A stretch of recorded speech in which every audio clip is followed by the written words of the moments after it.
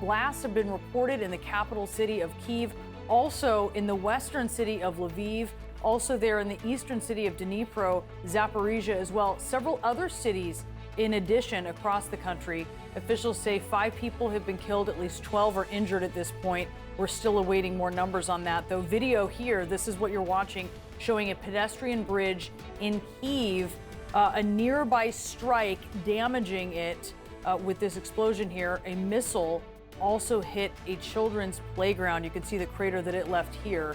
The mayor of Kyiv is now warning people to shelter in place. And this morning, the Russian President Vladimir Putin held a National Security Council meeting after accusing Ukraine of carrying out a terror attack that severely damaged that bridge that links Russia and Russian-occupied Crimea. Take a listen. We have no doubts that this is a terrorist attack aimed at the destruction of the critical infrastructure of the Russian Federation. And authors, executors, and masterminds are the Secret Service of Ukraine. Now, Ukrainian officials have not claimed responsibility. Meanwhile, there is growing concern that Russia is gearing up to use tactical nuclear weapons. However, the Kremlin says that it is completely incorrect, in their words, to suggest that Moscow would use nuclear weapons in retaliation. CNN's Frederick Pleitgen is live in Kyiv, and he is actually near where one of those missiles struck. Tell us what you're seeing there, Fred.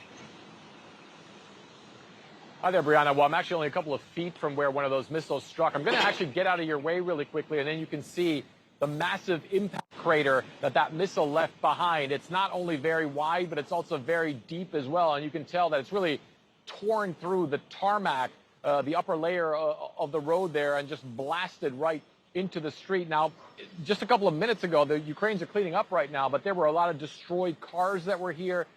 There was also one dead body that we saw the recovery and rescue crews take away as they were working the scene. And, you know, it really made for a rude awakening for us in the early morning hours of today. I would say it was around maybe 8:15 local time. That would have been about 1:15 on the East Coast that the first explosion took place. And then as the morning progressed, we heard explosion after explosion as the Russians were apparently hitting the capital city here in Kyiv with a lot of those rockets, those missiles. The Ukrainians apparently intercepting some of those as well. We just got some footage in from the Ukrainians showing some of the missiles that they say they intercepted on the outskirts of Kyiv.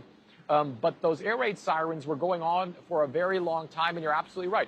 The Kyiv mayor is telling people not to come to the city, not to venture out. Of course, people who work on the who live on the outskirts and then come into the city to work, also telling them not to come as well. And it's a similar picture in large parts of the country here, of Ukraine, where several cities have been hit. And the Ukrainian president has said he believes that there were 2 targets, essentially, that the Russians had. One was Ukrainian energy infrastructure. There's a bunch of places that are without power. Part of the city of Kyiv is also without power as well, but also Ukrainian civilians. And if you look behind me, what you see there is a road junction. That's a road junction. There were a bunch of cars there. There were a bunch of people crossing the road there as well. And all this happened at around 8:15, 8:30, which, of course, in any major city is a major time of rush hour and a time when people are going to work, guys. It is so remarkable, and I've seen it myself in Ukraine, that as these cities get pummeled, these crews come out so quickly to clean up, to try to get life back to normal. Of course, this is the least possible normal time in Ukraine. Fred Pleitgen, thank you so much for all your reporting this morning. You and your team stay safe out there. Certainly. I want to go now to CNN international security editor Nick Paton-Walsh. He is live for us in southern Ukraine. Nick, the strikes have been very widespread. We have to be clear about this. They've been all over the country. What have you been seeing on the ground?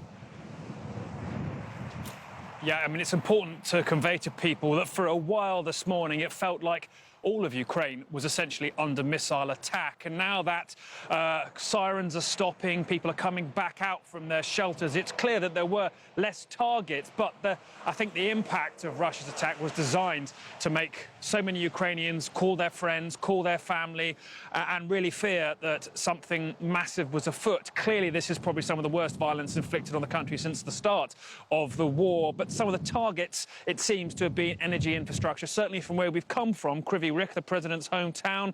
They're experiencing power cuts in some areas after their infrastructure was hit by one explosion. For a while, there were deep concerns about more drones heading their way. We were with people in the subway sheltering from that. Then the all clear was sounded. But where we're heading to in Dnipro, there have also been reports of telecom infrastructure being hit there as well. And in fact, a rocket landing near a bus. Miraculously, nobody on that bus hurt, said Ukrainian officials. But this is, I think, a change in tactics, frankly, from the Kremlin after the Kerch Bridge attack and the series of military defeats that they've been reeling from, frankly, over the past months. They now have a new Russian military commander, Sergei Surovikin. You should remember that name. He's a man who's responsible for a lot of attacks against civilians when Russia's military intervention in Syria happened, and even accused of the use of other weapons there too. But the fact that this has been chosen to happen all on one day across the entire country is designed, I think, to send two messages. One, to Russia's internal critics of Vladimir Putin, that he still has cards to play, and that also to Ukraine's people here, that they are still vulnerable. So many cities having tried to go back to normal life. But still, I think there's a sense of defiance here, people wondering quite really what else that can be thrown at them. Back to you. Yeah, we'll see that new commander. I'm glad you point that out. We're seeing sort of what that has wrought. Nick Payton-Walsh, live for us in southern Ukraine. Thank you. And joining us now from Kyiv, the Ukrainian capital, is Michael Downey. He's an American photojournalist who was just blocks away from one of the blasts this morning in Kyiv. Michael, you got to Kyiv a couple days ago. It's been quiet for months. Tell us what you saw and you heard today. Well, it was, it's been very quiet since I arrived here a few weeks ago, or a week ago. And there have been air raid sirens, but, most people just go about their day as normal. So, there were some earlier in the morning, and then it was quiet, and I was just waking up. It was about 8 a.m., and I heard the missile come right by our hotel, and then impacted, just a few blocks away. And I mean, I think everybody was completely shocked. There was some expectation that there would be a response from Russia after the bridge connecting Crimea and Russia was hit yesterday. But I don't think anybody was quite prepared for this level of indiscriminate rocket attacks, in civilian areas on a busy Monday morning. Yeah, more than 80 missiles, we understand, so far. And like so many others, you went down into a bomb shelter. Tell us about that. What was the mood down there? What were people saying? Yeah, normally before people weren't using these bunkers.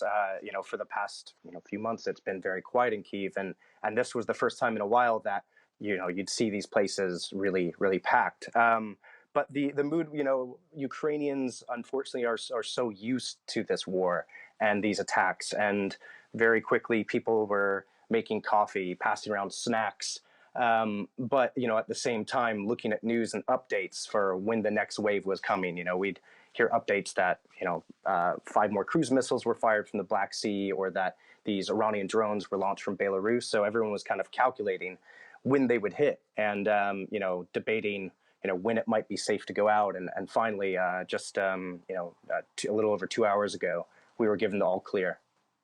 And we understand that those air raid sirens were going on for around 6 hours. You're obviously out of the shelter now. Do you think that do you think people will just go back to living those relatively normal lives, or is there going to be some trepidation, some fear, given what we've seen today? I think a bit of caution, but it's really remarkable because already not too long after, there are people lining up for cafes and sitting outside and drinking coffee, walking their dogs. Ukrainians aren't letting this get in the way of their everyday life, and they're certainly not intimidated by Russia's tactics. So it really is remarkable seeing the resilience of the city, and it's life goes on. All right, Michael But Downey. there is definitely, there is some concern. Definitely, we're being told that later tonight, around 7:30, 8 p.m., there will be resuming another wave of attacks. Well, we are certainly thankful you are safe. Really appreciate your time this morning. Photojournalist Michael Downey in Kyiv. Appreciate it.